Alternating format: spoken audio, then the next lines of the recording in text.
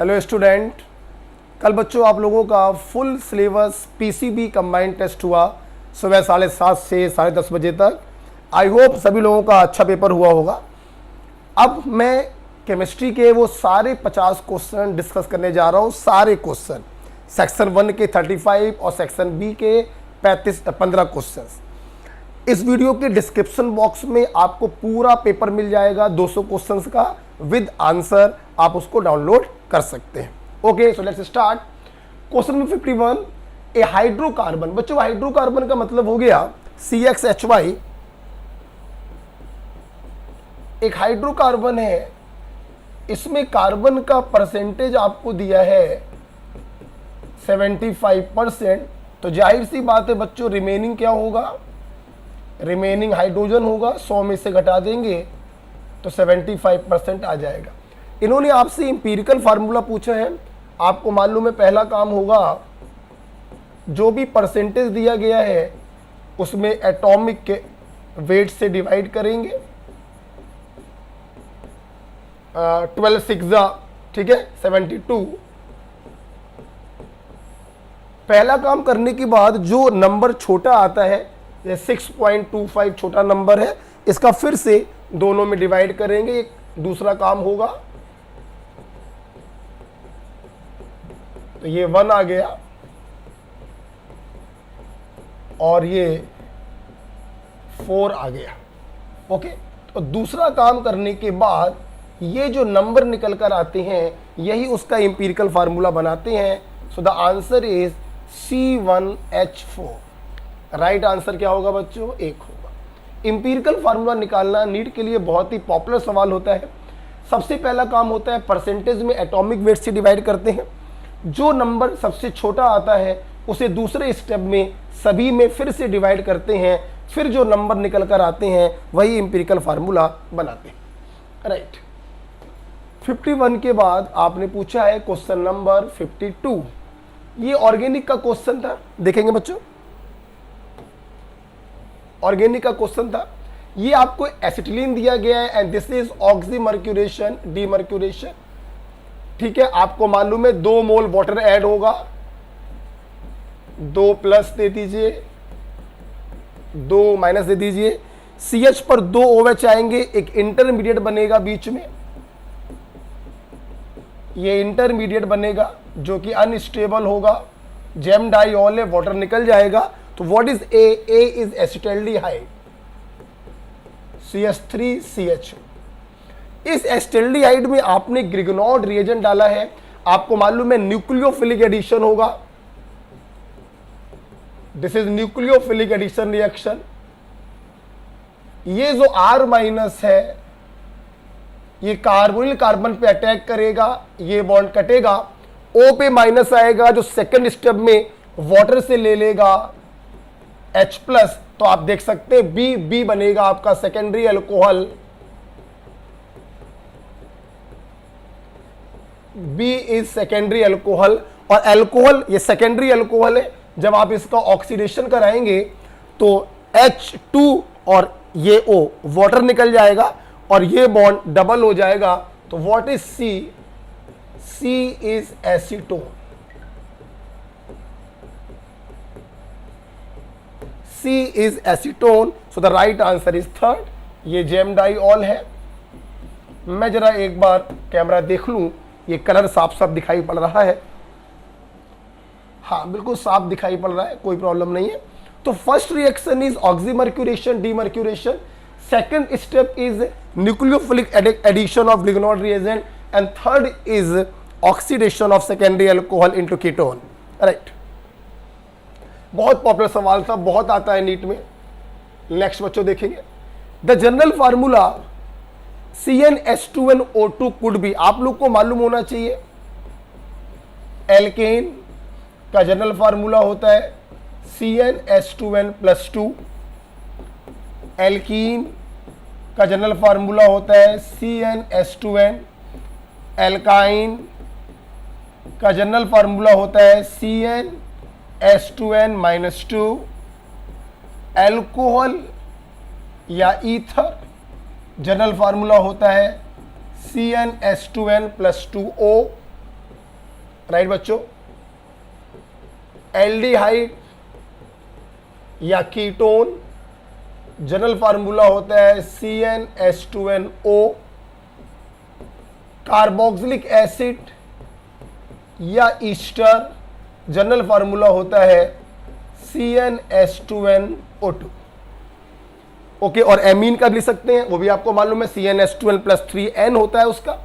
तो आप देखिए CnH2nO2 is the general formula for carboxylic acid बोल दीजिए, या फिर आप बोल दीजिए ईस्टर बोल सकते हैं। एमीन का भी लिख लो,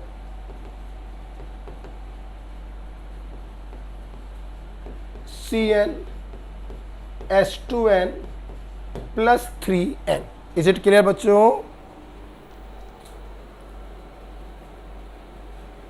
चलिए आगे बढ़ते हैं। 53 के बाद next question. Yes, question number 54 देखते हैं। What is the weight of anhydrous Na2CO3? Anhydrous Na2CO3 मतलब इसमें वाटर नहीं होगा।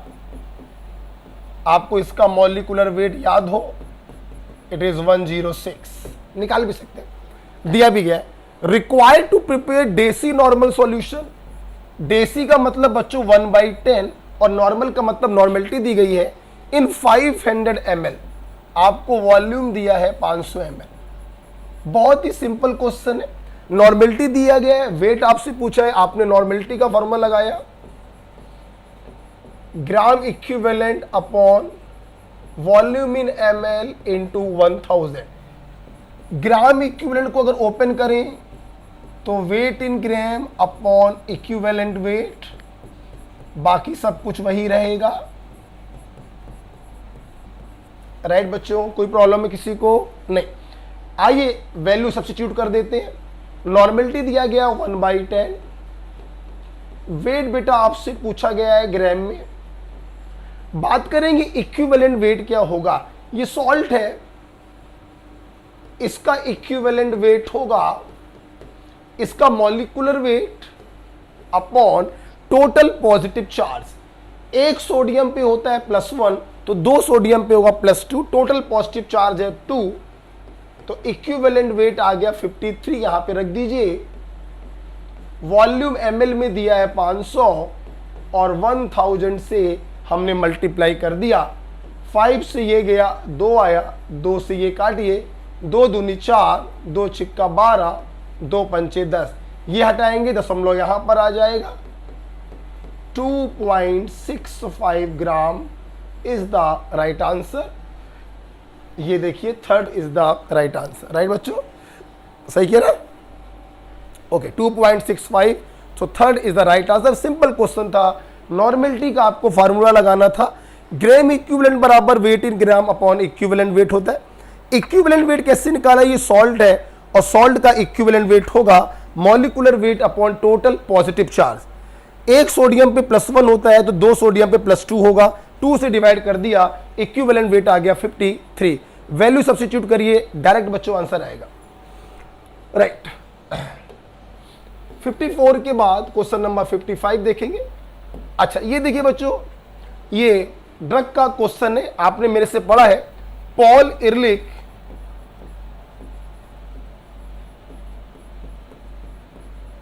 he developed the medicine सलवर्सन,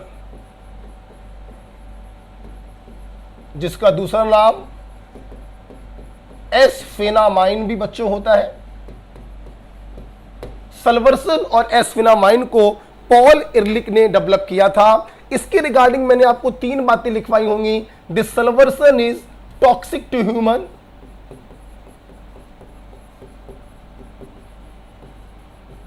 toxic to human, this is a arsenic drug.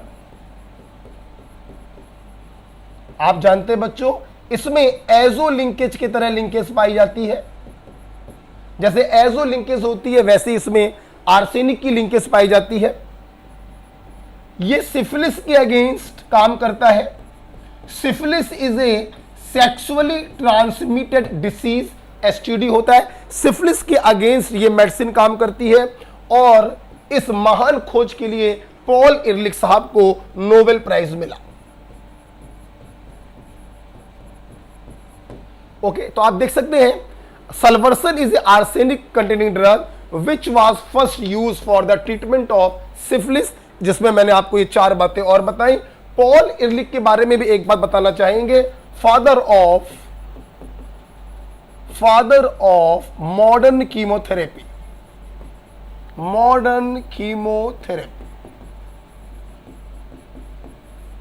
Right बच्चों।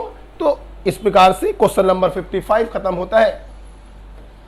चलते एक स्टेप आगे 56 में क्या पूछा है, आपको ऑक्सीडेशन नंबर निकालनी है। किसका ऑक्सीडेशन नंबर +6 होगा, आप देख सकते हैं यहां पे निकाल लीजिए x + 4 × -2 बराबर -1, तो 4 दूनी 8 में से 1 गया 7, x बराबर यहां पे +7 आया बच्चों।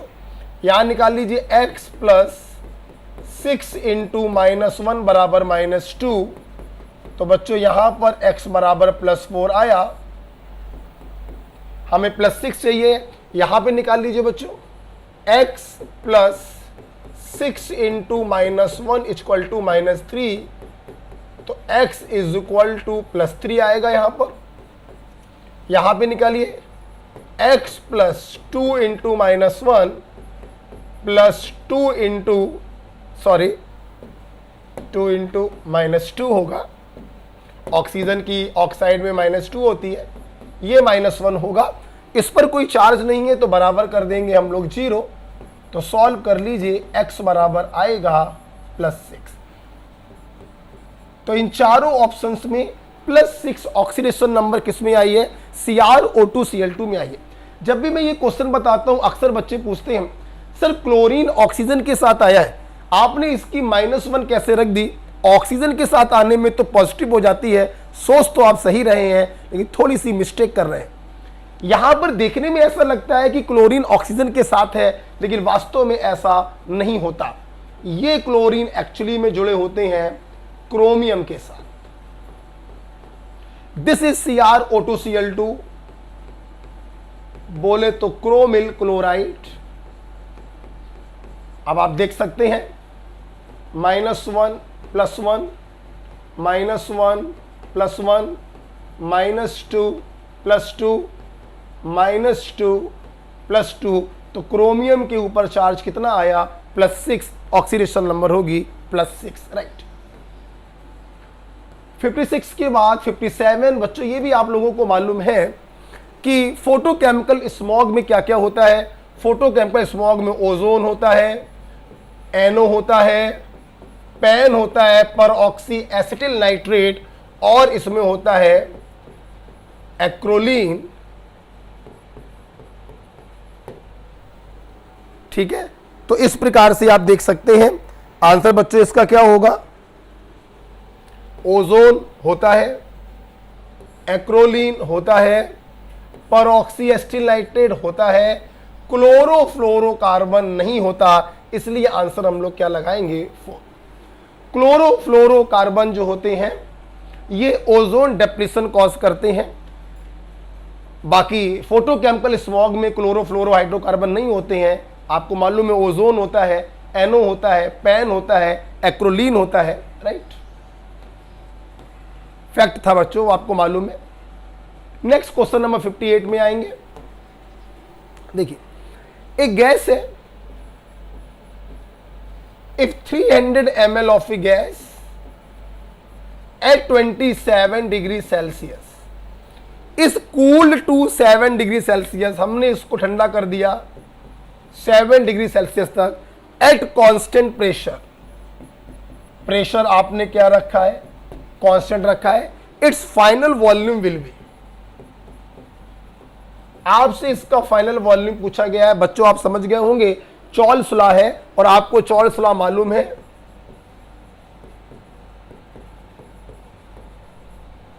V1/T1 बराबर V2/T2। V1 की वैल्यू 300 है, T1 बच्चों केल्विन में रखेंगे, डिग्री सेल्सियस में दिया है, 273 ऐड करेंगे वो 300 आएगा। V2 आपको निकालना है, T2 की वैल्यू 7 प्लस 273 280 हो जाएगी। ये से ये कट गया, आप सॉल्व कर लीजिए। V2 बराबर आ गया 280 ml। This is your answer. Very simple question based on Charles law. ध्यान रखिए बच्चों, नीट में ऐसे ही क्वेश्चन आपको मिलने वाले हैं, कोई बहुत डिफिकल्ट बहुत लेंथी क्वेश्चन नहीं मिलेगा। तो very simple question based on Charles law, V1 upon T1 बराबर V2 अपॉन T2। नेक्स्ट, फिर at infinite dilution percentage ionization for both strong and weak electrolyte. This is simple Ostwald dilution law, जो हमसे कहता है अगर किसी weak electrolyte को infinite dilute कर दिया जाए तो उसका डिग्री ऑफ आयोनाइजेशन बढ़ते बढ़ते बढ़ते बढ़ते बढ़ते बढ़ते 100% हो जाता है, मतलब वो स्ट्रॉन्ग इलेक्ट्रोलाइट की तरह बिहेव करने लगता है। This is Ostwald dilution law. तो बच्चों आंसर क्या होगा?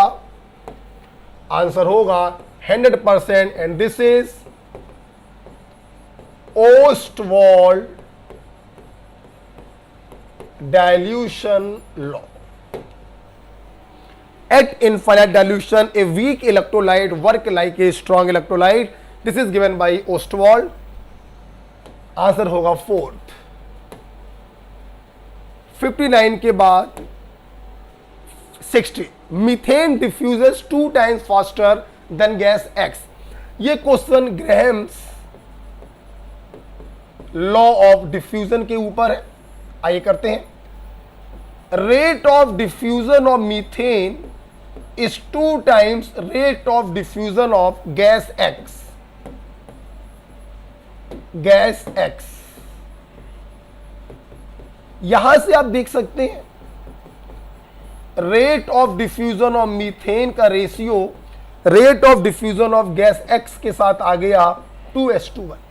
बच्चों आपको मालूम है ग्रेहम्स लॉ ऑफ डिफ्यूजन कहता है कि rate of diffusion is inversely proportional to under root of molecular weight. तो ये बराबर बच्चों क्या हो जाएगा, जो गैस नीचे लिखी है उसका मॉलिक्यूलर वेट ऊपर आएगा और जो गैस ऊपर लिखी है उसका मॉलिक्यूलर वेट नीचे जाएगा। दोनों तरफ का बच्चों स्क्वायर कर दीजिए तो 4/1 बराबर molecular weight of gas upon molecular weight of methane 12×4 16। तो मॉलिक्यूलर वेट ऑफ गैस आ गया CH4। पहली जो इंफॉर्मेशन दी थी उस आधार पर आपने गैस का मॉलिक्यूलर वेट निकाला 64। सवाल ने मॉलिक्यूलर वेट नहीं पूछा, क्वेश्चन पूछ रहा है अगर इस गैस X का हमारे पास 32 ग्राम हो देन नंबर ऑफ मॉलिक्यूल्स कितने होंगे।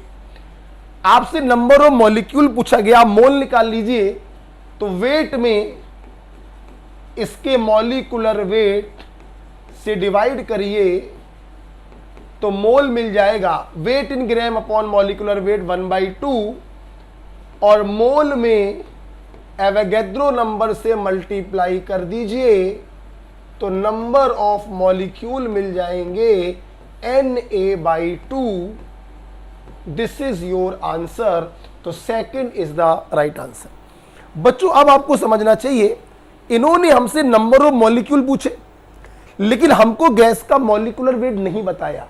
गैस का मॉलिक्यूलर वेट सर्वप्रथम हम लोगों ने ग्रेहम्स लॉ ऑफ डिफ्यूजन से निकाला, इसको यहां पर सब्स्टिट्यूट किया तो नंबर ऑफ मॉलिक्यूल्स आ गए। राइट, 60 के बाद नेक्स्ट क्वेश्चन की तरफ चल रहे हैं बेटा।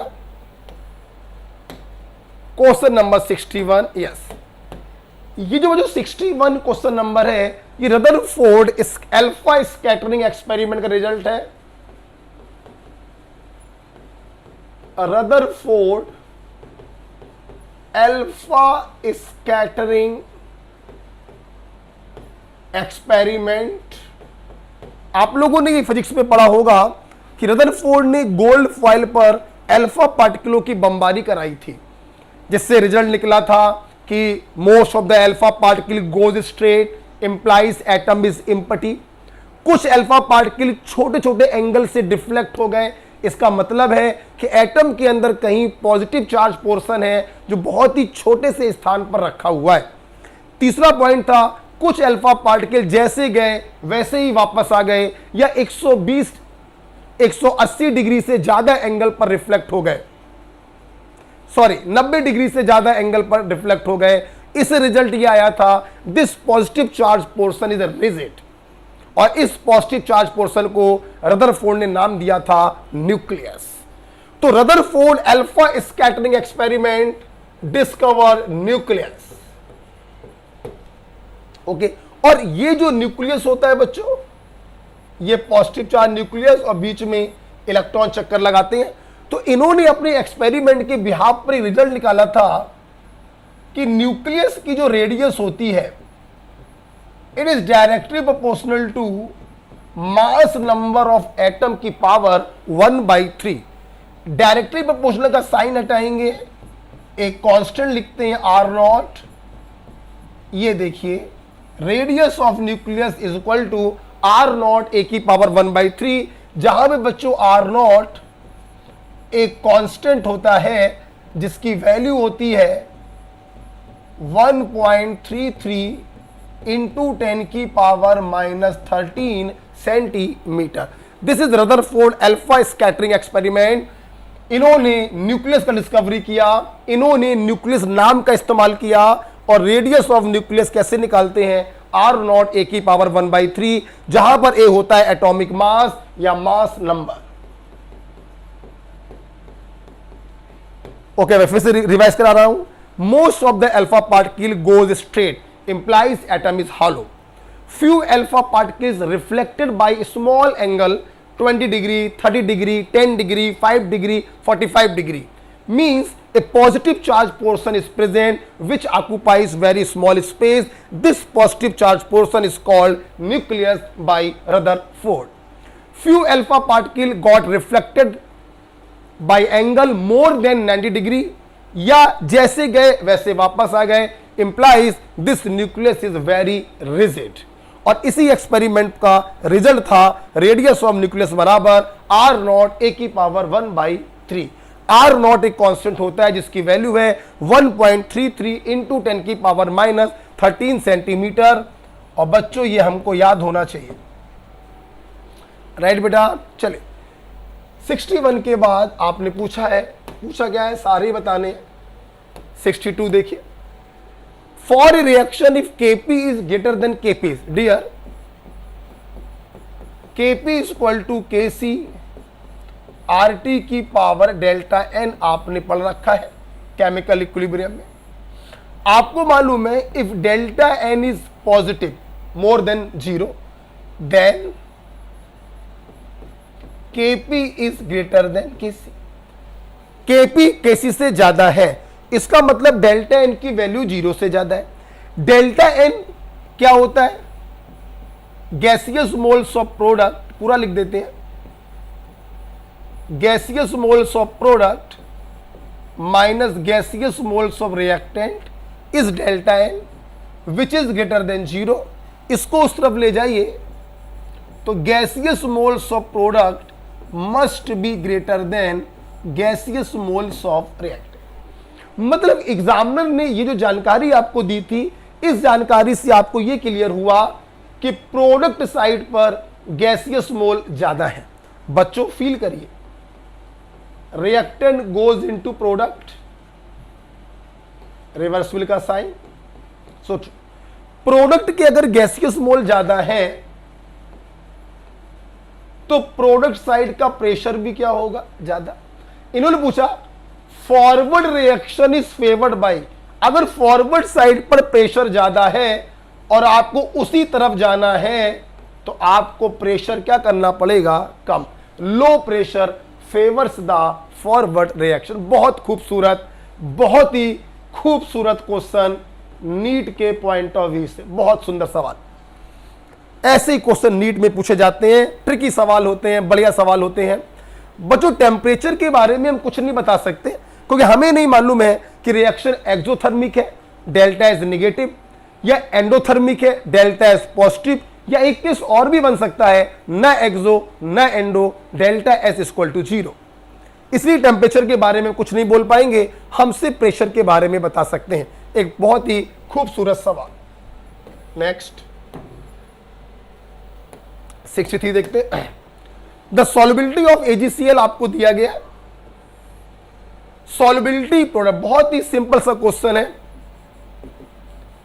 AgCl is a type of 1:1 type salt,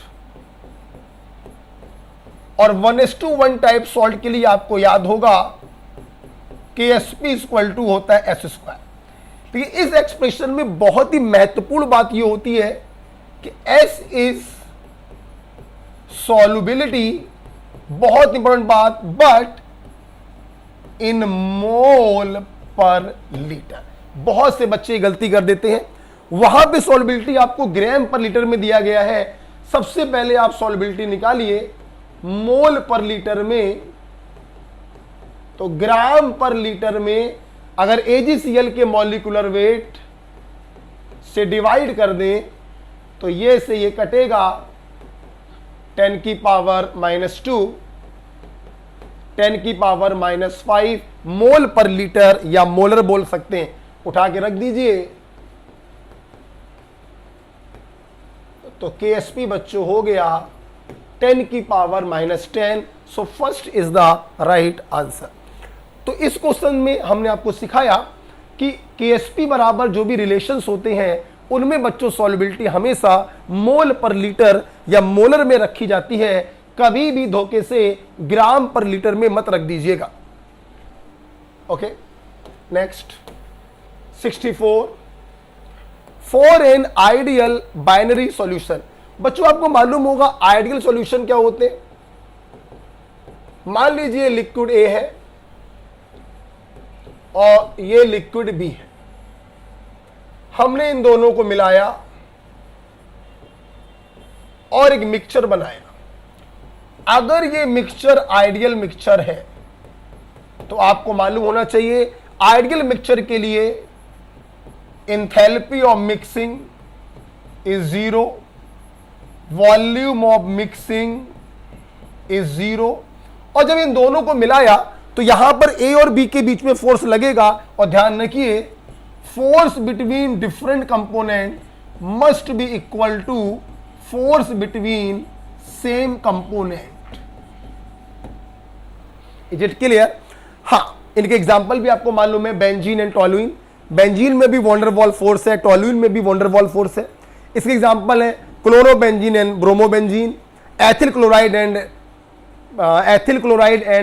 आयोडिल chloride, क्या बोल रहा हूं, ethyl chloride and ethyl bromide, आप ये बोल सकते हैं। एन हेप्टेन, एन हेक्सेन, यहां पर भी एग्जांपल है, वॉन्डरवॉल फोर्स लग रहा है दोनों में। तो जहां पे force of attraction same type का होता है उनको मिलाने पर हमें आइडियल सॉल्यूशन प्राप्त होता है।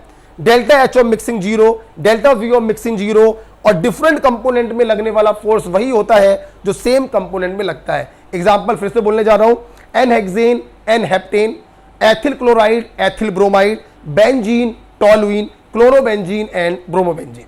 परंतु बच्चों आइडियल सॉल्यूशन हो या नॉन आइडियल सॉल्यूशन हो, एक बात ध्यान रखिएगा, एंट्रोपी ऑफ मिक्सिंग कभी 0 नहीं होगा, मोर देन 0 होगा, मींस पॉजिटिव होगा, और Gibbs free energy of mixing less than 0 मतलब निगेटिव होगा। कहने का मतलब ये दोनों हमेशा वो लिए जाते हैं जो प्रोसेस को स्पॉन्टेनियस बनाए। जो प्रोसेस को स्पॉन्टेनियस बनाते हैं इन दोनों का साइन वही लिया जाता है, ऑलवेज। इसलिए आइडियल हो या नॉन आइडियल हो, एंट्रोपी ऑफ मिक्सिंग पॉजिटिव होगा, मोर देन 0, और Gibbs free energy of mixing negative होगा, less than 0। So fourth is the right answer. Okay, ये चीजें चेंज होती हैं, चेंजेबल,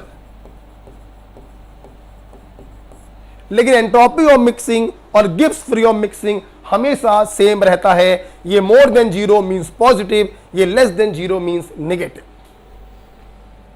64 के बाद 65 नंबर देखेंगे। यस, बढ़िया सवाल इलेक्ट्रोकेमिस्ट्री का। देखिए बच्चों, आपको एक ये इलेक्ट्रोकेमिकल सेल आपको दिया गया है, कंसंट्रेशन पे गौर करिए 1 मोलर। अगर कंसंट्रेशन 1 मोलर है, इसका मतलब एग्जामिनर हमसे चाह रहा है स्टैंडर्ड ईएमएफ ऑफ सेल। आपको मालूम होना चाहिए स्टैंडर्ड ईएमएफ ऑफ सेल बराबर होता है standard reduction potential of cathode minus standard reduction potential of anode. Got it बच्चों? आइए देखते हैं। आपको मालूम होगा सॉल्ट ब्रिज के लेफ्ट में जो होता है वो एनोड होता है और राइट में जो होता है कैथोड होता है।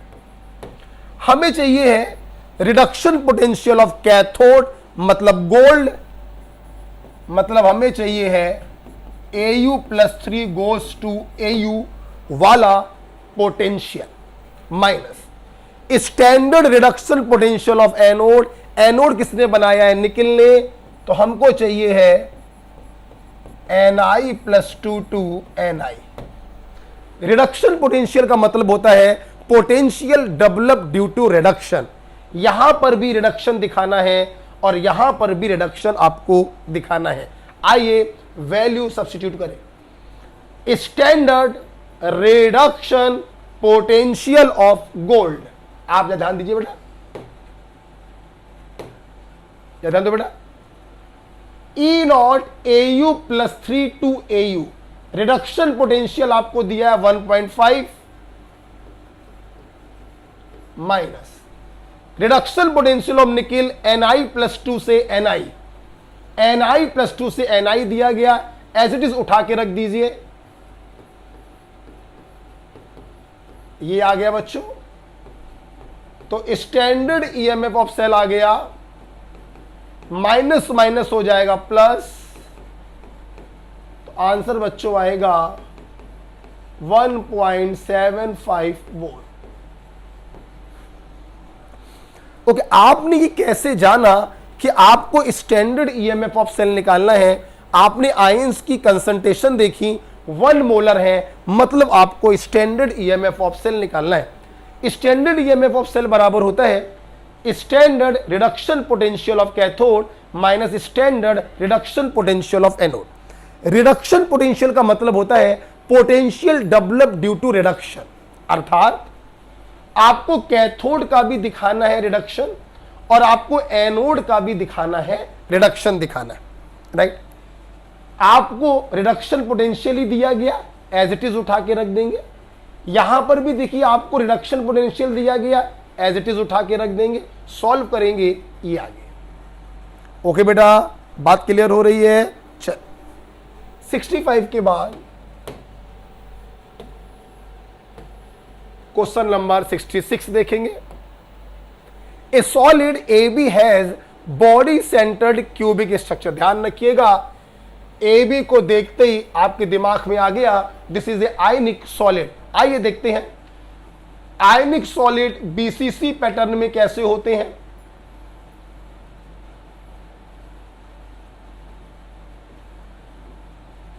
देखिए, जो एनायन होता है वो 8 कॉर्नर्स पर होता है।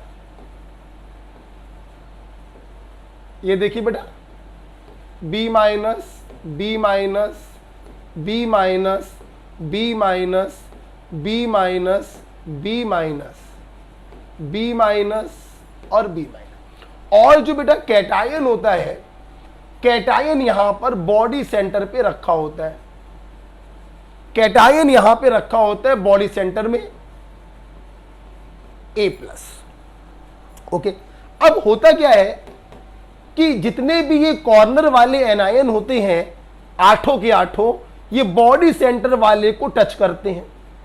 क्या करते हैं बच्चों? बोलो, टच करते हैं।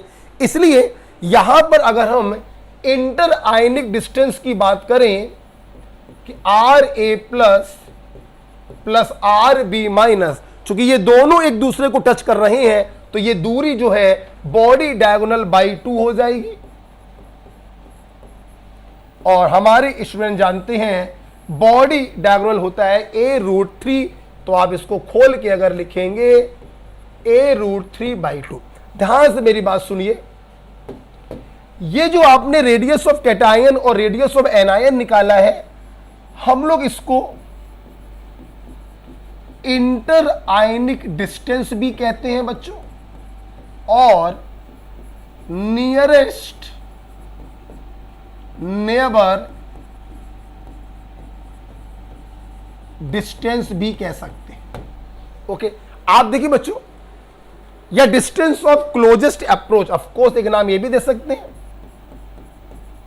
डिस्टेंस ऑफ क्लोजेस्ट अप्रोच भी कह सकते हैं। तो इसकी वैल्यू आपको दी गई है 0.707, उठा के रख दीजिए, बराबर ए आपको निकालना है एजलेन, √3 की वैल्यू 1.732/2। आप बच्चों इसको सॉल्व कर लीजिए, जहां तक मुझे मालूम है 4 इसका आंसर आएगा। क्या ये कलर साफ दिखाई पड़ रहा है? हाँ भाई, ये कलर भी साफ दिखाई पड़ रहा है, बहुत ही अच्छी बात। ओके बेटा, तो ये दिस इज बीसीसी पैटर्न, या इसको सीजियम क्लोराइड टाइप भी कहते हैं, इसको सीजियम क्लोराइड टाइप भी कहते हैं। यहां पर दोनों का कोऑर्डिनेशन नंबर होता है 8, इसलिए इसको 8s/8 टाइप भी कहते हैं। और यहां पे Z की वैल्यू होती है बच्चों 1। बहुत इंपॉर्टेंट पॉइंट, 2 स्टार नहीं 4 स्टार लगाइए। बहुत बड़ी गलती होती है बच्चों से, बच्चे सोचते हैं बीसीसी पैटर्न है, Z की वैल्यू 2 होगी। नहीं बच्चों, अगर आयनिक सॉलिड होता है और बीसीसी पैटर्न होता है तो Z की वैल्यू होती है 1। सो आप देखिए, मैंने बहुत कुछ आपको रिवाइज भी करवा दिया, राइट। नेक्स्ट सवाल क्या है? यस, ये वाला क्वेश्चन देखिए जरा, क्या है ये question? When melamine and formaldehyde polymerise, ये देखिए रेजिन का फॉर्मेशन होगा। देखिए, सबसे पहले मैं आपको बताना चाहूंगा ये मेलामाइन क्या होता है। आप लोग पिरिडीन को तो जानते हैं, पिरिडीन में एक एन होता है 6 मेंबर रिंग में, और आपको बनाने हैं 3। बाबड़े क्लियर है? और अल्टरनेट फैशन में आपको NH2 लगाना है।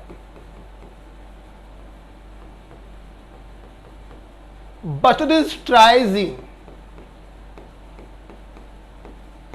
बच्चों क्या होता है बेटा बताइए? ये ट्राइजीन होता है। ट्राइजीन इतने को कहते हैं, जब 3 NH2 लगा देते हैं तो अब इसको हम लोग कहते हैं मेलामाइन।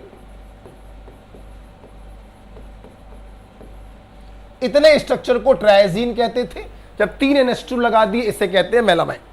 जब ये मेलामाइन फॉर्मेल्डिहाइड के साथ रिएक्शन करता है तो बीच में एक इंटरमीडिएट बनता है, और ये इंटरमीडिएट जब पॉलीमराइज करता है तो हमें एक पॉलीमर मिलता है जिसे आप लोग मेलामाइन फॉर्मेल्डिहाइड पॉलीमर कहते हैं, या इसी का दूसरा नाम मेलमेक होता है। बोलो बेटा क्या होता है? मेलमेक। मेलामाइन फॉर्मेल्डिहाइड रेजिन कहते हैं, या बच्चों इसका नाम होता है मेलमेक। तो इन्होंने आपसे मेलमेक नहीं पूछा, इन्होंने आपसे पूछ लिया है ये इंटरमीडिएट क्या होता है। बहुत ही आसान है इसको समझना। देखो बेटा, बड़ा फॉर्मेल्डिहाइड को हम ऐसे लिख दें, CH2 लिख दें, कुछ मत करो, एक NH2 का H इसको दे दो O को, तो ये बदल जाएगा CH2OH, और इस CH2 को यहां पे जोड़ दो, ये इंटरमीडिएट बन जाएगा। So the answer is 3rd। ट्रायाजीन, ट्रायाजीन में 3 NH2, मेलामाइन, मेलामाइन के एक NH2 में फॉर्मेल्डिहाइड को जोड़ दो, ये बन गया बच्चों इंटरमीडिएट। और जब ये इंटरमीडिएट पॉलीमराइज करता है तो बनता है मेलामाइन फॉर्मेल्डिहाइड रेजिन या मेलमेक। इसका यूज करते हैं अनब्रेकेबल क्रॉकरी बनाने में। ध्यान रखिए, इसका यूज यहां लिख दे रहे, इसका यूज करते हैं अनब्रेकेबल क्रॉकरी बनाने में। आप देखिए क्रॉकरी की शॉप पे जाइए तो कभी कभी कुछ ऐसे बर्तन दिखाते हैं वो कि जमीन में फेंक देते हैं, ये देखिए माता जी हमारा बर्तन नहीं टूट रहा है, वो एक्चुअली में मेलमेक रेजिन होता है, मेलामाइन फॉर्मेल्डिहाइड रेजिन होता है। बहुत ही बढ़िया सवाल था, एनसीईआरटी से था बच्चों। 67 के बाद 68 देखेंगे। If the atomic number of element is 33 it will place in the periodic table. मेरे भाई आपको मालूम है 21 to 30, स्कैंडियम 21 to जिंक 30, ये आपका होता है 3D series. 3D series fourth period. आपको मालूम होना चाहिए 31, 32, 33, 34, 35, 36 ये आपके होंगे थर्ड ए से लेकर 0 ग्रुप तक। तो third A, fourth A, fifth A, this is your answer. 33 वाला किस ग्रुप को बिलोंग करेगा? फिफ्थ ए ग्रुप को बिलोंग करेगा। अगर आपसे पीरियड पूछते तो बच्चों पीरियड हो जाता फोर्थ, और अगर ब्लॉक पूछते तो ब्लॉक हो जाता पी ब्लॉक। नेक्स्ट 68 के बाद 69 देखिए। बेटा आपको मालूम है नाइट्रोजन का फर्स्ट आईपी ऑक्सीजन से ज्यादा होता है, क्यों? आप जब देखेंगे फिफ्थ ए और सिक्स्थ ए, नाइट्रोजन ऑक्सीजन। देखो बेटा nitrogen is 2s2 2p3, oxygen is 2s2 2p4। अगर मैं बात करूं IP1 की तो यहां पे पहला इलेक्ट्रॉन निकलेगा 2p3 से और यहां पर पहला इलेक्ट्रॉन निकलेगा 2p4 से। Half field configuration extra stable configuration होता है, आसानी से इलेक्ट्रॉन को नहीं निकलने देगा, मतलब इसका आईपी ऑक्सीजन से ज्यादा होगा। Yes, IP1 of nitrogen is greater then IP1 of oxygen. लेकिन वही बच्चों अगर हम लोग IP2 को कंपेयर करें, IP2 ऑफ नाइट्रोजन को IP2 ऑफ ऑक्सीजन से कंपेयर करें, मतलब दूसरा इलेक्ट्रॉन निकालने में किसमें ज्यादा एनर्जी देनी पड़ेगी? ये तो हो गया पहला इलेक्ट्रॉन। पहला इलेक्ट्रॉन निकलने के बाद कॉन्फ़िगरेशन ये बचेगा। अब दूसरा इलेक्ट्रॉन नाइट्रोजन में 2p2 से निकलेगा और ऑक्सीजन में 2p3 से निकलेगा। अब की बार ऑक्सीजन हो गया हाफ फील्ड, तो IP2 ऑक्सीजन का ज्यादा होता है। खैर यहां पर IP1 का डिस्कशन था जो नाइट्रोजन का ज्यादा होगा। पहले ज्यादा वैल्यू होनी चाहिए, बाद में कम वैल्यू, पहले ज्यादा बाद में कम, यही सही है। यहां पहले कम बाद में ज्यादा गलत, बराबर गलत, बराबर गलत। तो आंसर क्या होगा? फर्स्ट आंसर होगा। बात मेरी क्लियर होगी बच्चों? IP1 नाइट्रोजन का ज्यादा होता है क्योंकि पहला इलेक्ट्रॉन हाफ फील्ड कॉन्फ़िगरेशन से निकलता है। राइट। 61 के बाद 69 के बाद 70। मैं थोड़ा सा पानी पीना चाहूंगा। Which of the following does not contain coordinate bond?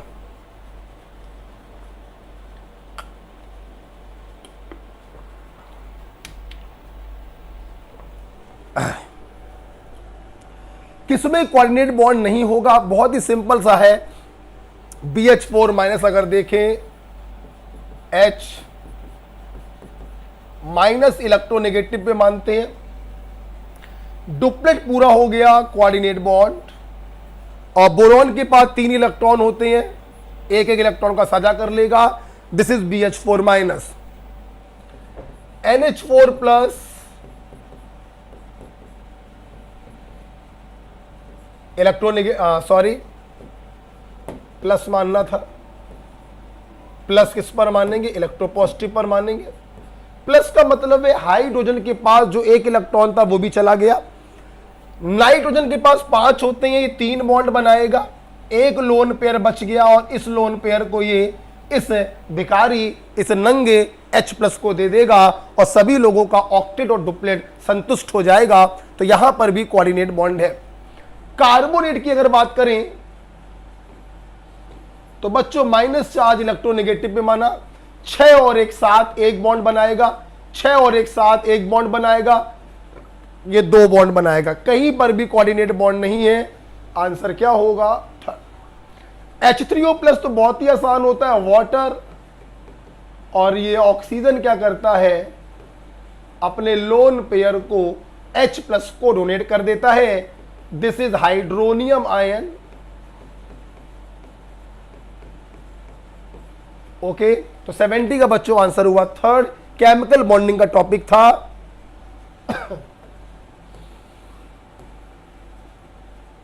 71 देखते हैं। देखिए बेटा, ब्लू कलर ज्यादा अच्छा लग रहा है। The value of heat of formation of SO2, enthalpy of formation of SO2 दिया है और enthalpy of formation of SO3 दिया है। क्या दिया है? माइनस। बच्चों ध्यान रखो, ये माइनस यहां पे दिखाई पड़ रहा है, एक्चुअली में इसका है 298.2 किलो जूल पर मोल होगा। ऑफ कोर्स जितनी भी इंथैल्पी होती हैं वो 1 मोल के लिए होती हैं, और ये दिया है माइनस का 98.2 किलो जूल पर मोल। आपसे बच्चों इस रिएक्शन के लिए इंथैल्पी ऑफ रिएक्शन पूछा जा रहा है। SO2 प्लस हाफ O2 बराबर SO3। आपसे इस रिएक्शन के लिए इंथैल्पी ऑफ रिएक्शन पूछा जा रहा। थर्मोकेमिस्ट्री आपने पढ़ा है हमसे। अगर किसी रिएक्शन के लिए इंथैल्पी ऑफ रिएक्शन पूछा जाए और सभी रिएक्टेंट या सभी प्रोडक्ट का स्टैंडर्ड इंथैल्पी ऑफ फॉर्मेशन दिया जाए, तो हम लोग फार्मूला लगाते हैं standard enthalpy of formation of product minus standard enthalpy of formation of reactant. Value रखिए। प्रोडक्ट में बच्चों SO3 है, SO3 का दिया गया है माइनस का 98.2 माइनस। रिएक्टेंट में बच्चों SO2 है, SO2 का दिया है माइनस 298.2, और O2 है बच्चों, O2 एलिमेंट्री है, और एलिमेंट्री लोगों का स्टैंडर्ड इंथैल्पी ऑफ फॉर्मेशन 0 होता है। क्या दिखाई पड़ रहा है? बिल्कुल सही दिखाई पड़ रहा है। तो ये तो बेकार हो गया। माइनस का 98.2 माइनस माइनस प्लस 298.2, आंसर आएगा प्लस का 200 किलो जूल। प्लस का 200 kilo joule. So second is the right answer. जब किसी रिएक्शन के लिए इंथैल्पी ऑफ रिएक्शन पूछा जाए और उसमें उपस्थित सभी रिएक्टेंट और सभी प्रोडक्ट का इंथैल्पी ऑफ फॉर्मेशन दिया जाए, तो फार्मूला लगाते हैं standard enthalpy of formation of product minus standard enthalpy of formation of reactant. Thermochemistry का एक छोटा सा सवाल था ये। 71 के बाद 72 देखिए।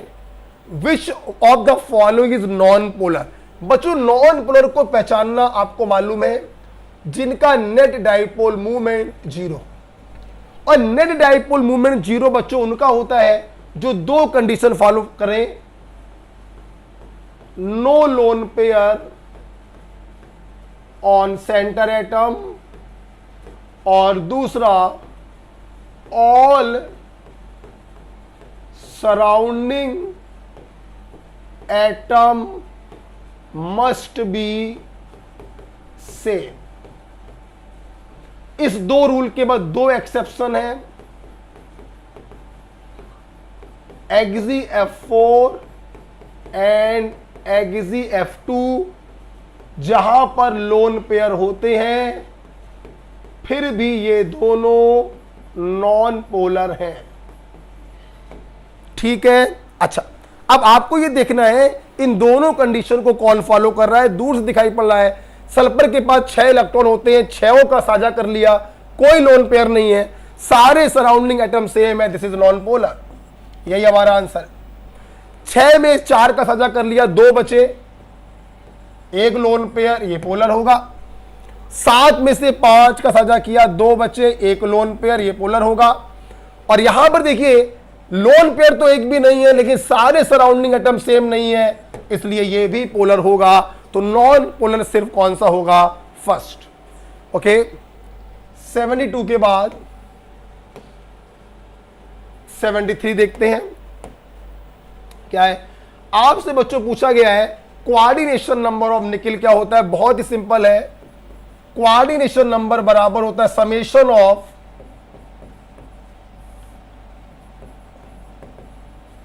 Number of ligand multiplied by its density.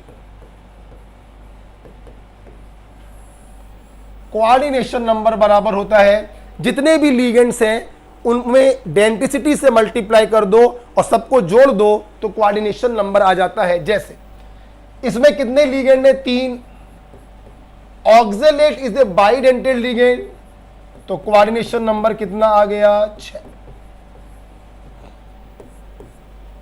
Okay, मान लो मैं आपको दे दूं ये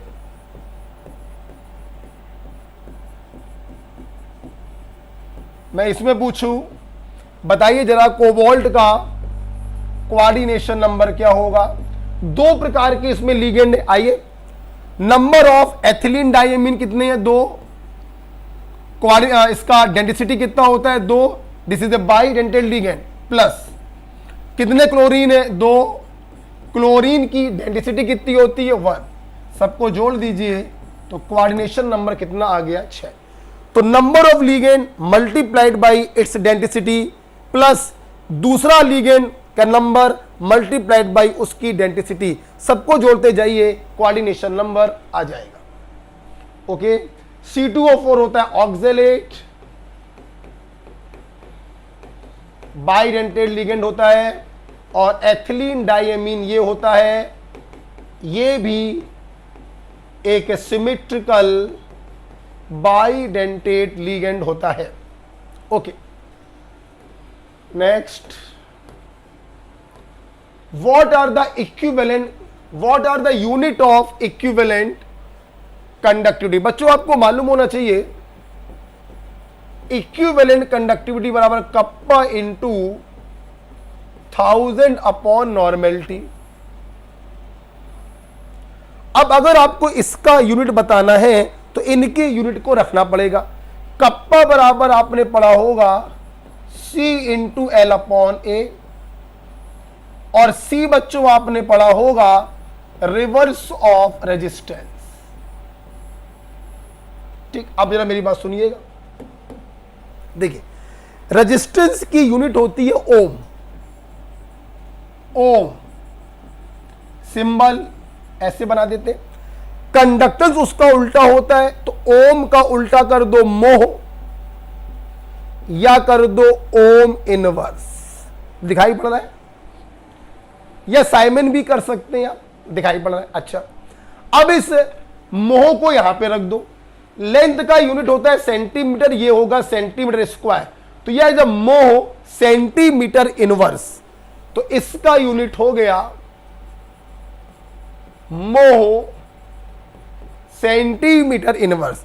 इस मोह सेंटीमीटर इनवर्स को यहां रखेंगे, और नॉर्मेलिटी का यूनिट ध्यान दो बच्चों, नॉर्मेलिटी बराबर होता है gram equivalent upon volume litre.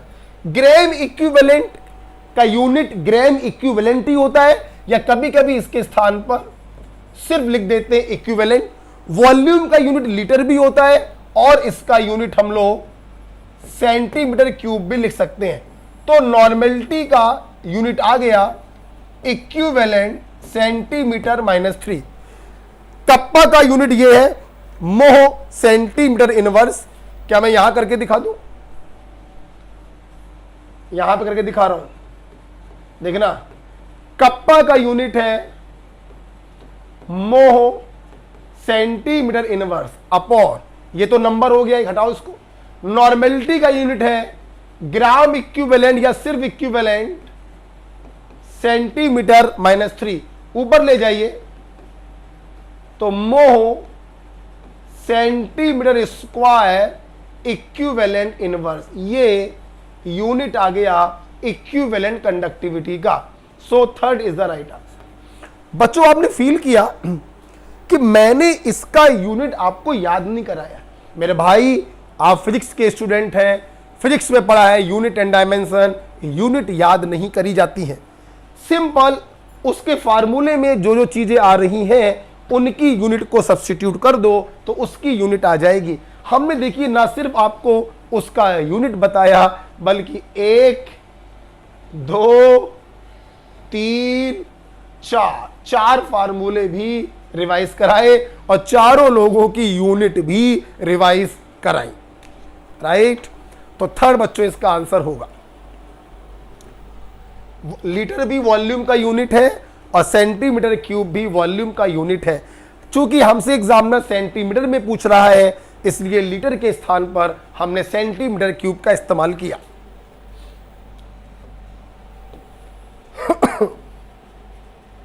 (75) देखिए, लिंकेज आइसोमेरिज्म के लिए एम्बीडेंटेड लिगेंड की जरूरत होती है।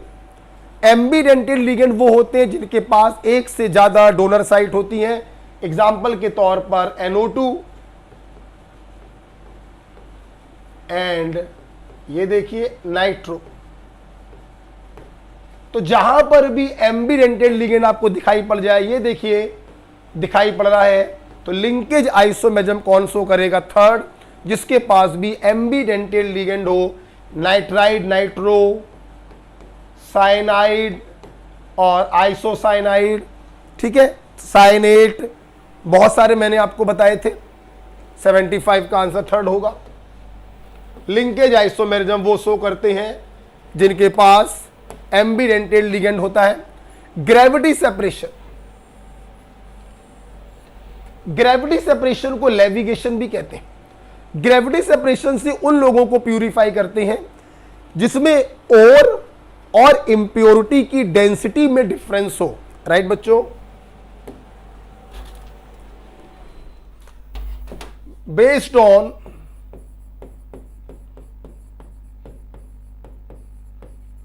डिफरेंस इन डेंसिटी, भारीपन, और एंड इम्प्योरिटी। राइट, इसके एग्जाम्पल मैंने आपको बताए थे ऑक्साइड एंड कार्बोनेट ओर। और ऑक्साइड ओर में आपने इसका एग्जाम्पल हमसे हेमेटाइट पढ़ा था। तो दूर से दिखाई पड़ा, इसका आंसर क्या होगा? हेमेटाइट। अब हो सकता है कुछ बच्चे सोच रहे हो सर ये भी तो ऑक्साइड ओर है, तो क्या आप लोग भूल गए कि बॉक्साइड ओर का जो हम लोग कंसंट्रेशन करते थे वो करते थे, बॉक्साइड ओर का कंसंट्रेशन करते थे बेयर्स प्रोसेस से करते थे हम लोग, अगर आपको याद हो, जहां पे लीचिंग एजेंट होता था NaOH। कैलामाइन ZnCO3 होता है और इसका हम लोग कैल्सिनेशन करवाते हैं, गर्म कर देते हैं, हमें ZnO प्राप्त हो जाता है और ZnO का कराते हैं रिडक्शन, हमको जिंक प्राप्त हो जाता है। कैल्कोपाइराइट मतलब कॉपर पाइराइट, इसका भी आपको याद होगा फ्रोथ फ्लोटेशन प्रोसेस करते हैं हम लोग, फॉलोड बाय रोस्टिंग। तो आप देखिए ग्रेविटी सेपरेशन का एग्जांपल सिर्फ कौन सा आ रहा है? हेमेटाइट बोले तो Fe2O3। कंफ्यूज मत होइए कि ये भी ऑक्साइड ओर है और ये कार्बोनेट ओर है, तो ये भी हो सकते हैं, ऐसा नहीं है। कंफ्यूज मत होइए, हेमेटाइट ओर ही प्यूरिफाई की जाती है। हाँ, अगर आपसे पूछे कि कौन सी ओर ग्रेविटी सेपरेशन से प्यूरिफाई करते हैं, तो मोटा मोटा हम लोग बोलेंगे ऑक्साइड एंड कार्बोनेट ओर। इसका मतलब ये नहीं होता है बच्चों कि सारे ऑक्साइड प्यूरिफाई किए जाएंगे या सारे कार्बोनेट प्यूरिफाई किए जाएंगे। राइट, तो यहां पर आंसर टिक करेंगे हेमेटाइट। और हेमेटाइट को ग्रेविटी सेपरेशन से भी करते हैं और आपको मालूम होगा मैग्नेटिक सेपरेशन से भी किया जाता है प्यूरिफाई। तो एक एक ओर में दो दो मेथड भी इस्तेमाल हो सकते हैं। ओके, तो आंसर बच्चों इसका क्या होगा? Hematite. Most common oxidation state shown by cerium. बच्चों सीरियम जो होता है कि लेंथेनोइड है, लेंथेनोइड के जो एलिमेंट होते हैं उनकी मोस्ट कॉमन ऑक्सीडेशन नंबर होती है +3। कुछ लोग +2 भी शो करते हैं और कुछ लोग +4 भी शो करते हैं। ट्रिक आपको मालूम ही होगी, सीरियम के केस में +3 और +4 होता है। So second is the right answer. Cerium +3+4 show करता है। ट्रिक बता देते हैं। सम्मी अब यूरोप से टीबी खरीदो प्यारी निधि के साथ। शुरू के 3 +3 के साथ +2 शो करते हैं और बाद के +3 के साथ +4 भी शो करते हैं। इस प्रकार से आपसे सीरियम के बारे में पूछा गया था, तो सीरियम +3 और +4 दोनों स्टेट शो करता है। Second is the right answer. Notes का क्वेश्चन है, एनसीईआरटी में दिया गया है।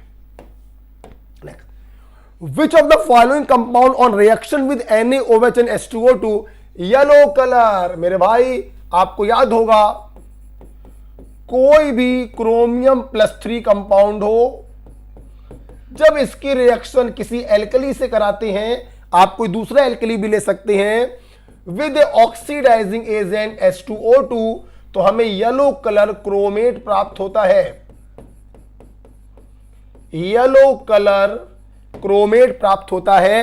तो यहां पे Cr+3 का कंपाउंड आपने क्या ले लिया, CrOH का होल थ्राइस ले लिया। राइट। 78 के बाद 79 देख लीजिए।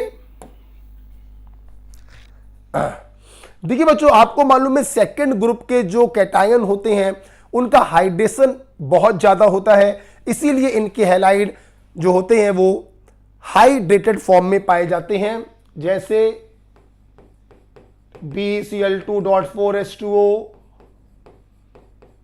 MgCl2.8H2O,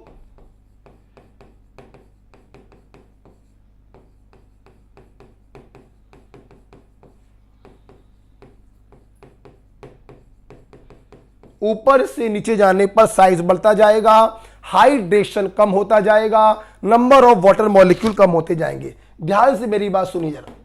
देखिए ऊपर के 2 छोड़ दीजिए, बाकी नीचे के जो 3 होते हैं, अगर आप इनको सिंपल गर्म कर देते हैं तो ये हाइड्रेटेड से एनहाइड्रस में बदल जाते हैं। तो ये ऊपर वाले को अगर सीधे आपने गर्म कर दिया तो ये अपने एनहाइड्रस सॉल्ट में नहीं बदलते हैं, ये ध्यान रखिएगा। इनको गर्म करने पर इनका हाइड्रोलिसिस हो जाता है और ये अपने ऑक्साइड में बदल जाते हैं, MgO का फॉर्मेशन हो जाता है। अगर आपको इनको एनहाइड्रस में बदलना है तो आपको गर्म करना पड़ेगा in presence of HCl gas. HCl gas की प्रेजेंस में अगर आप गर्म करेंगे तो एनहाइड्रस मैग्नीशियम क्लोराइड प्राप्त होगा, और अगर ऐसे ही आपने गर्म कर दिया तो फाइनली मैग्नीशियम ऑक्साइड प्राप्त होगा। First is the right answer. Okay, 80 देख लीजिए बच्चों। सवाल नंबर 80 आपने पूछा है और इस प्रकार से सारे सवाल ऑलमोस्ट हो जाएंगे, है ना। चलिए ये पेपर आप ले लीजिएगा। आइए, ओह देखिए थक गए थोड़ा। Question number 80, identify the statement that is not correct okay about the diborane. बेटा डाइबुरेन तो आपको मालूम ही होगा, B2H6 जिसके अंदर बनाना बॉन्ड होते हैं, ब्रिज हाइड्रोजन और एक्सियल हाइड्रोजन।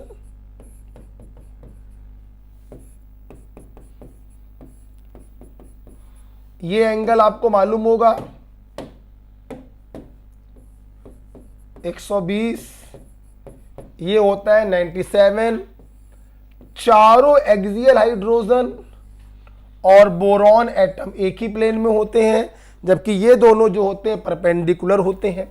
आपको ये भी मालूम होगा कि इसे हम लोग कहते हैं बनाना बॉन्ड। 3 सेंटर 2 इलेक्ट्रॉन बॉन्ड बनाना बॉन्ड होता है। यहां पे बोरॉन sp3 होता है, इलेक्ट्रॉन डेफिशिएंट लुईस एसिड होता है।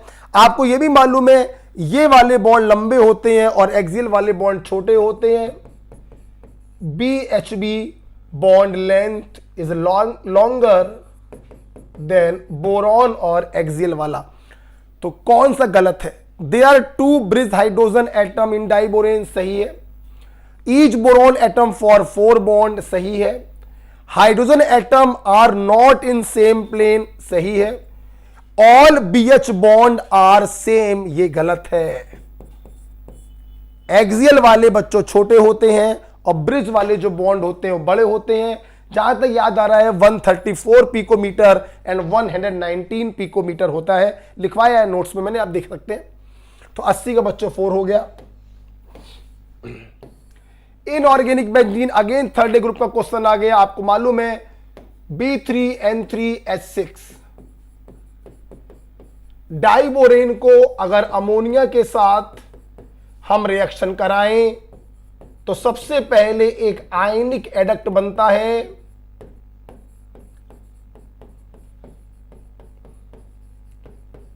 बच्चों क्या बनता है बताइए? आयनिक एडक्ट का फॉर्मेशन होता है और जिसको गर्म करने पर हमें इनऑर्गेनिक बेंजीन B3N3H6 प्राप्त होता है।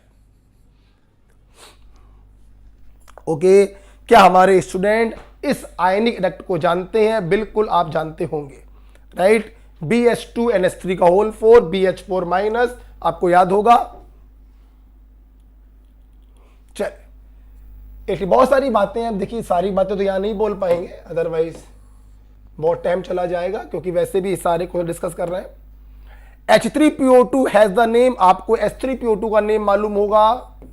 This is hypophosphorous acid, hypophosphorous acid, या इसका एक नाम और भी होता है फॉस्फेनिक एसिड। हाइपोफॉस्फोरस एसिड, या इसको हम लोग कहते हैं बच्चों फॉस्फेनिक एसिड कहते हैं। और इसका जो वैलेंस फैक्टर होता है वो 1 होता है, क्योंकि 2 हाइड्रोजन जुड़े होते हैं फास्फोरस के साथ और सिर्फ एक हाइड्रोजन ऑक्सीजन के साथ जुड़ा होता है। सिर्फ यही हाइड्रोजन आयोनाइजेबल होता है। मतलब जब आप इसको पानी में डालेंगे तो H2PO2 माइनस और एक H प्लस प्राप्त होगा, इसलिए इसका वैलेंस फैक्टर बच्चों होता है 1। तो इसका नाम हो गया hypophosphorous acid and valence factor हो गया 1। एसिड के वैलेंस फैक्टर को हम कहते हैं बेसिसिटी, H3PO2, राइट बच्चों। फॉस्फेनिक एसिड, ये क्वेश्चन भी आपका नीट में आ चुका है, ये क्वेश्चन भी नीट में आ चुका है। आगे बढ़ते हैं। 82 के बाद आप जरा 83 देखेंगे। सिंपल क्वेश्चन है, इनमें से कौन नाइट्रोजन देगा? दूर से दिखाई पड़ रहा है अमोनियम नाइट्राइड। मैक्सिमम पानी निकाल दीजिए, मैक्सिमम 2 पानी निकलेंगे, जो बचे उसे अलग कर दीजिए। ये देखिए नाइट्रोजन गैस आपको प्राप्त हो गई, राइट। आपको मालूम होना चाहिए ये नाइट्रोजन बनाने का लैब मेथड होता है। क्या होता है? लैब मेथड होता है। लैब में हम लोग अमोनियम क्लोराइड को सोडियम नाइट्राइड के साथ गर्म करते हैं। सबसे पहले हमें प्राप्त होता है अमोनियम नाइट्राइट, जिसको गर्म करने पर हमें प्राप्त होता है nitrogen gas. This is the laboratory method of nitrogen. So 4th is the right answer, right. जरा मुझे व्हाट्सएप करिएगा कि इसमें HNO3 और NO की इंप्योरिटी को हटाने के लिए क्या करते हैं, मुझे उसका आंसर व्हाट्सएप करिएगा। मैंने पढ़ाया है आपको, राइट। बेटा बेटा रमा बेटा देखो जरा, ठीक है। ओह, 83 के बाद 84 बच्चों फैक्ट है, मैंने आपको बताया है। Which is the true covalent oxide of iodine? The answer is I2O5। कहां पर हो भाई? ये I2O5 का स्ट्रक्चर अगर आप देखेंगे, ये पूरी तरीके से बच्चों कोवेलेंट होता है। बकाया जो ऑक्साइड होते हैं आयोडीन के उनमें आयनिक कैरेक्टर आता है, लेकिन I2O5 जो होता है ट्रू कोवेलेंट ऑक्साइड होता है। I2O5 का मैंने यूज बताया था, used in carbon monoxide estimation. आप देखिए I2O5 with CO2 plus iodine, so I2O5 is the right answer. Okay, true covalent oxide होता है something like this, IOI bond होता है इसके अंदर। 85 देखेंगे, IUPAC नेमिंग है, बहुत ही सिंपल क्वेश्चन है। हमारे पास जो फंक्शनल ग्रुप है वो डबल बॉन्ड है, कार्बन कार्बन डबल बॉन्ड।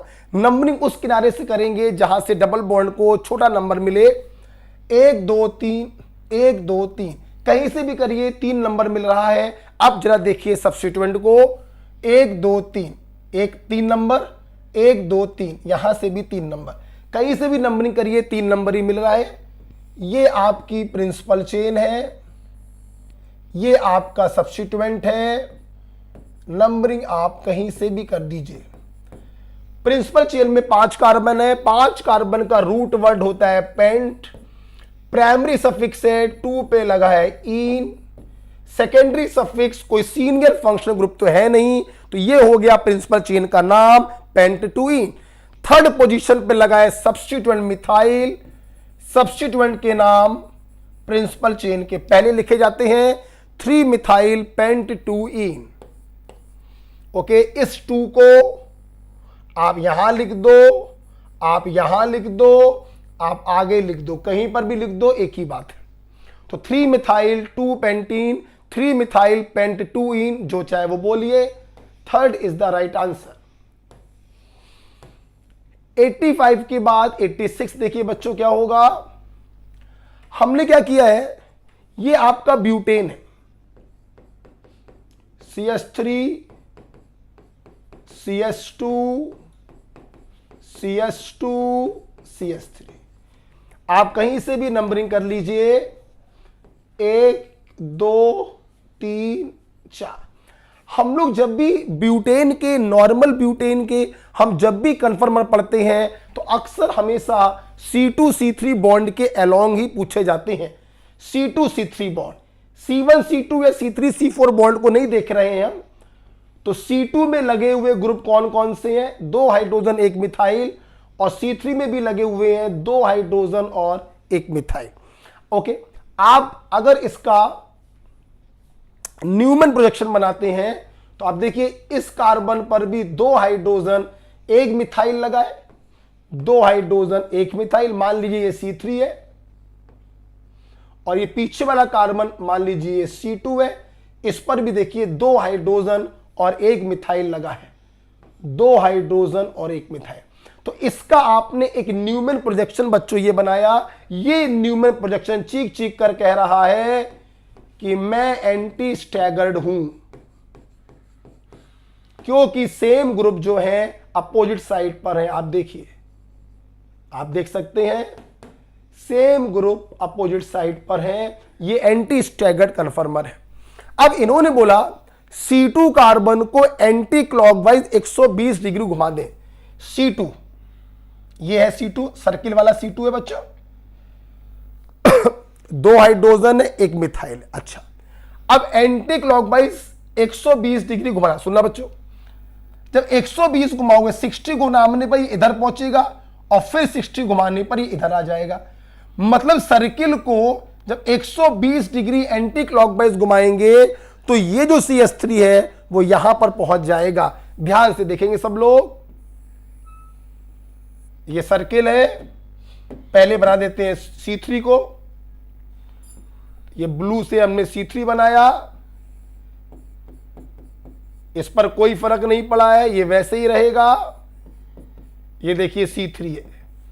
अब रेड से मैं बना रहा हूं C2 को। C2 जब आपने 120 डिग्री एंटी क्लॉकवाइज घुमाया तो ये CH3 यहां चला गया,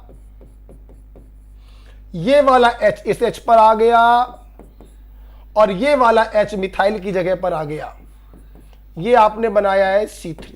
आप ध्यान से देखिए, CH3 जो है पास पास आ गए, ना ये एंटी स्टैगर्ड है ना ये एक्लिप्स है। What is this? This is gauche. Answer क्या होगा? फर्स्ट। ओके, आई होप आपको समझ में आ गया होगा। और ऐसे बहुत सारे क्वेश्चन हमने कराए थे। हाँ, आपके मन में एक सवाल उठ सकता है, सर C2 और C3 मेंशन नहीं था। बच्चों, आप इसको C2 और इसको C3 मान लेते तब भी आपका आंसर गॉज ही आता। राइट। 86 के बाद 87 देख लीजिए। मोस्ट स्टेबल कार्बोकेटायन आपको दिखाई पड़ रहा है tropylium cation, because this is a aromatic carbocation. And what is tropylium? ये देखिए, ये होता है ट्रोपाइलियम। कितने डीलोकलाइज पाई इलेक्ट्रॉन है? 6। 4n + 2 = 6, n = 1। Yes, this is a aromatic carbocation. Right answer is 4। अगर स्टेबिलिटी ऑर्डर पूछते तो 4।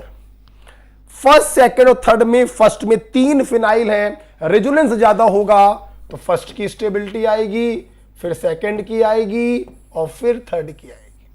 तो ये तीनों रेजोनेंस स्टेबलाइज हैं और ये वाला जो है ये एरोमेटिक कार्बोकेटायन है। राइट। ये देखिए, बहुत ही प्यारा सवाल है।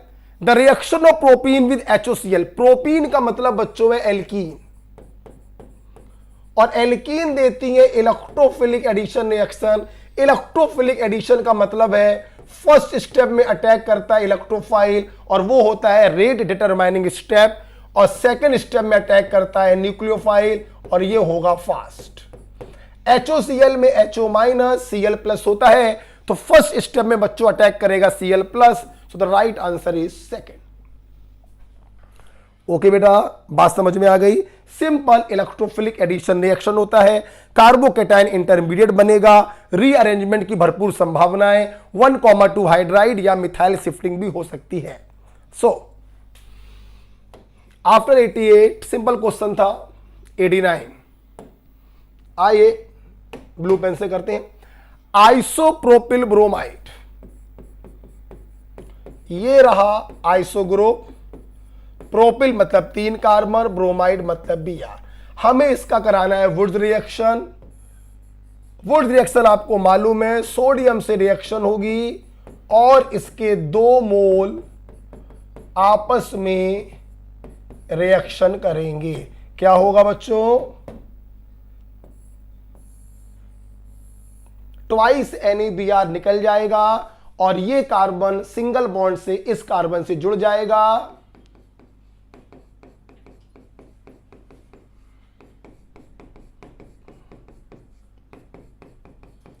IUPAC नाम 2,3 dimethyl butane. Third is the right answer. आपको मालूम है वुड्स रिएक्शन जो होती है फ्री रेडिकल मैकेनिज्म को फॉलो करती है। वुड्स रिएक्शन से हमेशा symmetrical alkane having even carbon का ही फॉर्मेशन करते हैं। वुड्स रिएक्शन के प्रति रिएक्टिविटी ऑर्डर होता है iodide, bromide, chloride and fluoride. और वुड्स रिएक्शन नहीं देता tertiary alkyl halide, Wurtz reaction नहीं देता, डायमर का फॉर्मेशन नहीं करता, एल्केन का फॉर्मेशन नहीं करता, टर्सरी एल्किल हैलाइड।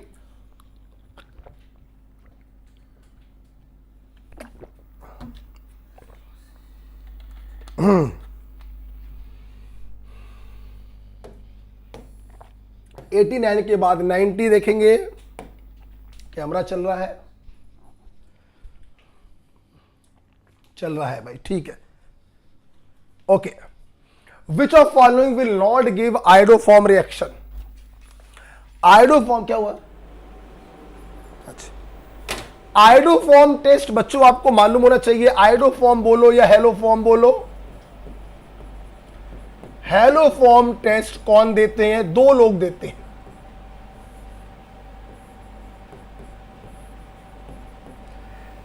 एल्कोहल में बात करें तो वो देते हैं जिनके पास CH3CHOH ग्रुप हो, यहां पे आप कुछ भी लगा दो, उससे मतलब नहीं। और कार्बोनिल कंपाउंड में वो देते हैं जिनके पास CH3CO ग्रुप हो, यहां पे आप कुछ भी लगा दो। ये बात कर रहे हैं एल्कोहल की और ये बात कर रहे हैं कार्बोनिल कंपाउंड, एल्डिहाइड या कीटोन की। देखिए बेटा HCHO खोलो, आप देखिए हमें चाहिए CH3CO ग्रुप, यहां पे CH3CO ग्रुप नहीं है, ये हेलो फॉर्म टेस्ट नहीं देगा। CH3CHO आप देख सकते हैं, CH3CO ग्रुप आ गया, आप जो चाहते थे वो आ गया, ये हेलो फॉर्म टेस्ट देगा। एल्कोहल में देखिए, खोलिए CH3 CH2OH, CH3CHOH ग्रुप आ गया, ये भी हेलो फॉर्म टेस्ट देगा। एसीटोन में दिखाई पड़ रहा है आपको CH3CO ग्रुप, ये भी देगा। तो इन चारों में कौन नहीं दे रहा है? पहला वाला नहीं दे रहा, तो राइट आंसर आपका क्या होगा? फर्स्ट। फॉर्मेल्डिहाइड आयोडोफॉर्म टेस्ट नहीं दे रहा, इसलिए आपका आंसर होगा फर्स्ट। ये कंडीशन होती है, एल्कोहल में ये देखते हैं और कार्बोनिल में ये देखते हैं। 90 के बाद 91, क्लोरीन रिएक्ट विद इथेनॉल। बच्चों आपको मालूम है chlorine is a mild oxidising agent, ये रहा इथेनॉल।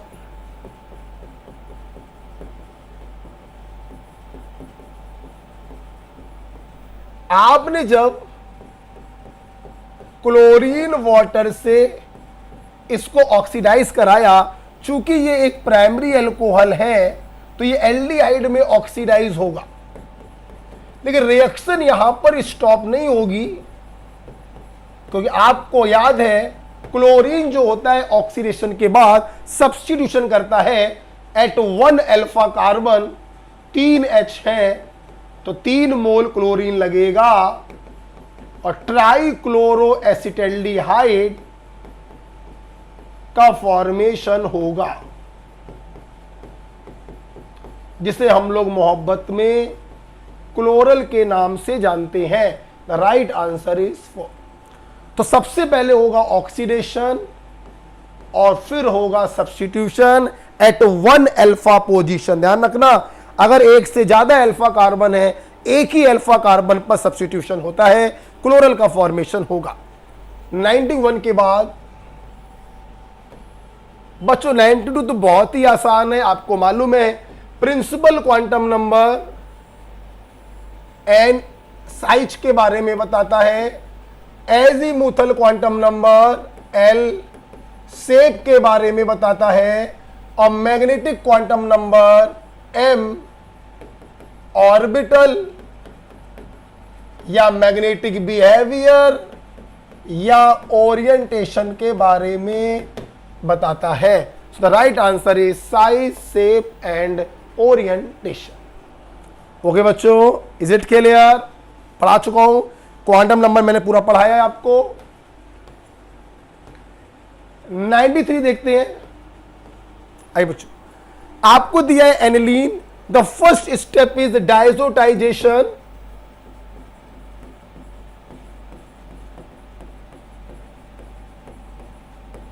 डायजोटाइजेशन रिएक्शन है, एनिलीन का होगा डायजोटाइजेशन। What is a? A is BDC, BDC benzene diazonium chloride.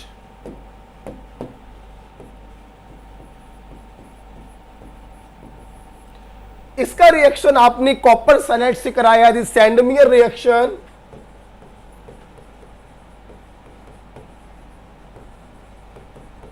N2C हटेगा, वहां पे साइनाइड आएगा, बेंजोनाइट्राइल इज बी।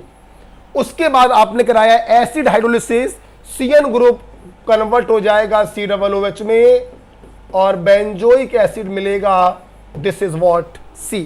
तो आंसर बच्चों क्या हो गया? सेकंड। ओके, ध्यान रखिए बच्चों, ऐसा ही पेपर आपको मिलना है याद रखिए हमें 45 में 45 सवाल सही करने हैं और हम